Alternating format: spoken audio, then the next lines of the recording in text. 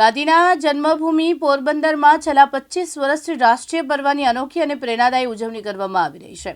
અહીંયા તરવૈયાઓ ધ્રુજાવી ઉઠે તેવી ઠંડીના મધદરિયે જઈને રાષ્ટ્રીય ધ્વજ ફરકાવી 26મી જાન્યુઆરીની ઉજવણી કરે છે। આજે 77માં પ્રજાસત્તાક દિવસની કડકડી ઠંડી વચ્ચે સમુદ્રના ઠંડા પાણીમાં છલાંગ લગાવી તરવૈયાઓએ રાષ્ટ્રધ્વજ ફરકાવી દેશપ્રેમનો અદ્ભુત દાખલો બેસાડ્યો છે। વહેલી સવારે પરોઢે બાળકો, યુવાનો અને વૃદ્ધો સહિત અંદાજે 100 જેટલા લોકો સમુદ્રમાં ઉતર્યા। Shriram swimming club, marine commando અને મહિલાઓએ સમુદ્રમાં રાષ્ટ્રીય ધ્વજ ફરકાવીને રાષ્ટ્રગાન ગાયું હતું।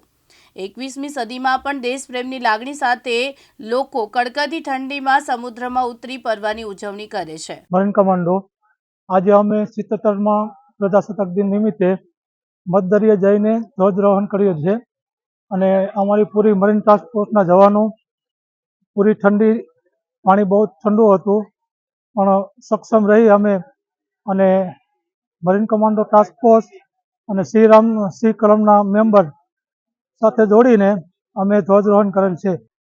Shriram C swimming club Porbandar અને મરીન ટાસ્ક ફોર્સ પોરબંદર દ્વારા આજરોજ શિયાળાની કડકડતી ઠંડી વચ્ચે મધદરિયે જઈ અને 77માં પ્રજાસત્તાક પર્વ નિમિત્તે ધ્વજવંદન કરવામાં આવેલ, જેમાં નાના બાળકોથી લઈ અને મોટી ઉંમરના વૃદ્ધો સહિત આ ધ્વજવંદનમાં જોડાયેલા હતા।